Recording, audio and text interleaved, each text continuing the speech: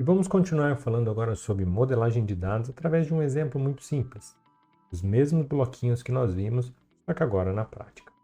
A primeira coisa que nós temos que fazer é entender o dado que nós estamos utilizando. Isso mesmo, entender com carinho o dado que está sendo utilizado. Porque se a gente não compreende, fica difícil tomar conclusões do dado. A primeira coisa que normalmente eu faço é saber qual que é o tipo de dado.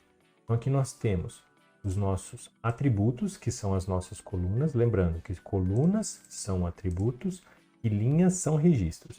Então esse primeiro atributo, ele é para a gente um número. O número ele pode ser quantitativo, mas às vezes quando ele é chave primária, algumas pessoas também falam que ele pode ser qualitativo, porque ele é como se fosse um nome daquele registro. Então nesse caso aqui, nós temos esse bloquinho que é o número 2, e o número 2 é o nome que é dado a este bloquinho. Vamos esperar ali, foco, não funcionou? Tá lá, número 2, confie em mim. Então, neste caso, pode ser quantitativo ou qualitativo. Cor. Cor, não tem como você somar cor, apesar que se você misturar uma cor distinta, né? Mas nesse caso, é um banco de dados. Então, o que eu estou falando? Esse não é quantitativo, ele é um dado qualitativo. Número de conexões, que são as pontinhas que nós temos aqui em cima, é quantidade. Esse eu consigo contar. Então, neste caso, é quantitativo. E por último, e não menos importante, o tamanho do bloquinho que nós estamos dividindo entre pequeno, médio e grande, certo? São 3 tipos de bloquinho. Também é um dado qualitativo, porque são tamanhos. Então eu tenho 4 atributos que estão nas colunas, que chama chave primária, por número de conexões e tamanho. E aqui eu tenho 19 registros. Como assim, Thiago? Cada linha é um registro. Lembre-se que a estrutura tem que sempre estar assim num banco de dados relacional, ou um banco de dados estruturado.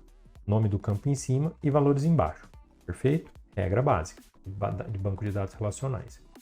Então, ok. Chave primária. O que é chave primária? Nós falamos lá no vídeo, mas vamos reforçar aqui. Chave primária é tudo aquilo que define especificamente aquele objeto. Então, no nosso caso, como brasileiros, nós temos o nosso CPF. O nosso CPF é a nossa chave primária. E é ele que o governo utiliza para identificar nós como os indivíduos. Então, o que eu posso fazer? Eu posso começar a criar conclusões, criar entendimentos em cima do nosso dado, transformando o dado em informação para a tomada de decisão. Então, eu vou mudar aqui a telinha, só para a gente entender melhor a questão dos dados. Com a telinha que eu tenho, dos bloquinhos, vou aumentar aqui um pouco. Então, eu tenho 5 conjuntos de bloquinhos amarelos, eu tenho 3 conjuntos de bloquinhos pretos, eu tenho 4 conjuntos de bloquinhos verdes, 3 azuis e 4 vermelhos. Esses são os nossos atributos. O que eu estou falando? Thiago, o número 1, vou ver se eu acho o número 1 aqui. O número 1 é este, ó. Número 1. Então, esse número 1, o que ele tem de atributo? Vamos olhar lá na primeira linha. Eu tenho chave primária número 1. O que ele é? É cor vermelha. Tem 12 conexões em cima. 1, 2, 3, 4, 5, 6, 7, 8, 9, 10, 11, 12.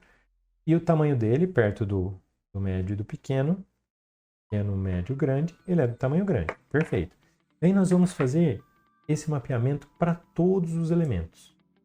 Bom, então nós fizemos a modelagem do nosso problema. Mundo dos bloquinhos, eu tenho eles aqui.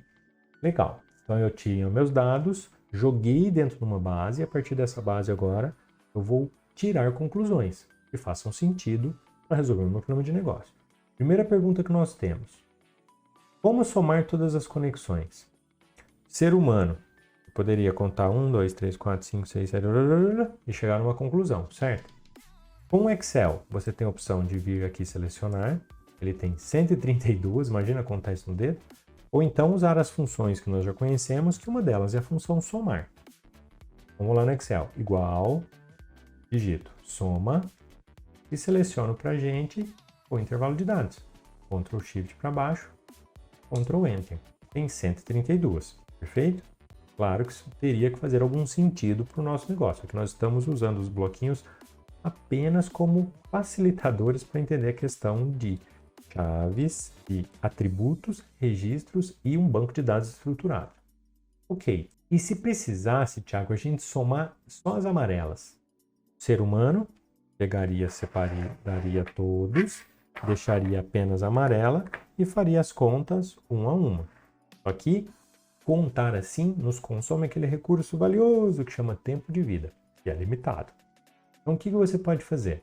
Você tem a opção de aplicar um filtro aqui, dados, filtro, e pedir para ele filtrar para a gente somente este amarelo e fazer a soma.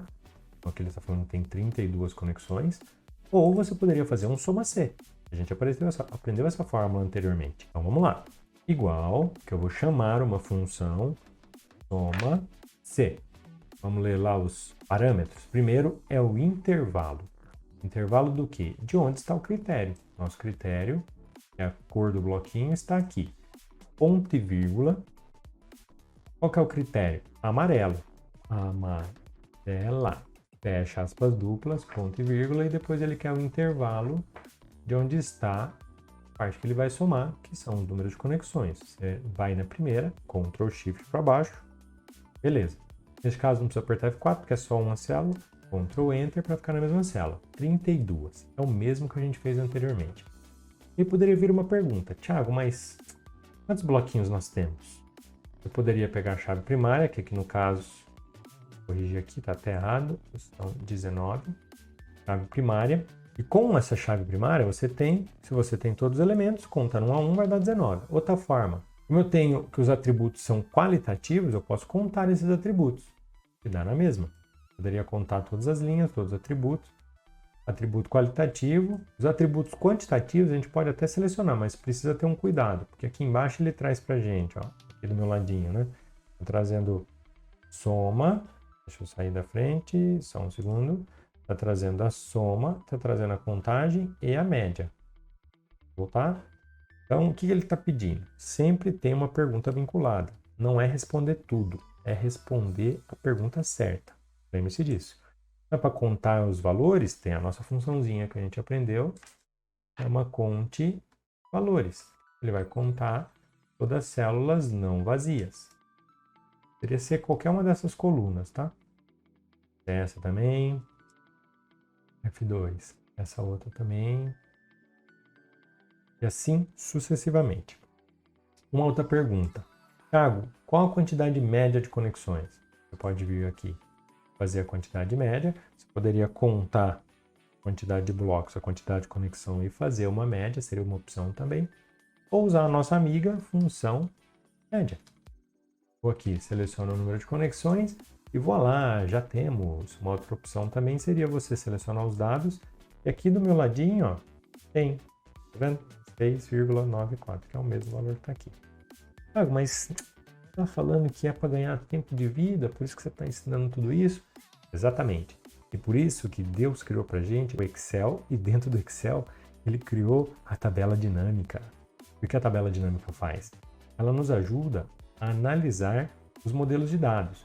E como a gente aciona a tabela dinâmica, Thiago? Você pode vir aqui em inserir, tem aqui embaixo, ó, tabela dinâmica. Ou você pode guardar esse atalho, que lembrando, pode variar dependendo da versão do seu Excel.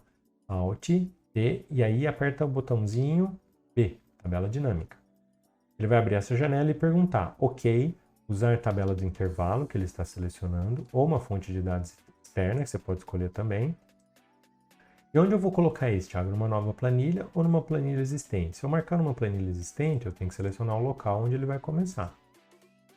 E depois a gente pode adicionar isso no modelo de dados, que nós vamos falar um pouquinho quando começarmos a falar sobre Power Query, Power Pivot e Power View dentro do Excel. Vou marcar uma nova planilha e vou dar um OK. Ele trouxe aqui para a gente uma nova planilha com esses campos. Vou excluir e vou manter esse já existente, que é a nossa agregação. Então, essa é a telinha principal da nossa tabela dinâmica. O que nós vamos fazer? Nós vamos encerrar esse vídeo por aqui e a gente volta já já só para falar sobre tabela dinâmica. Fica comigo que a gente já volta.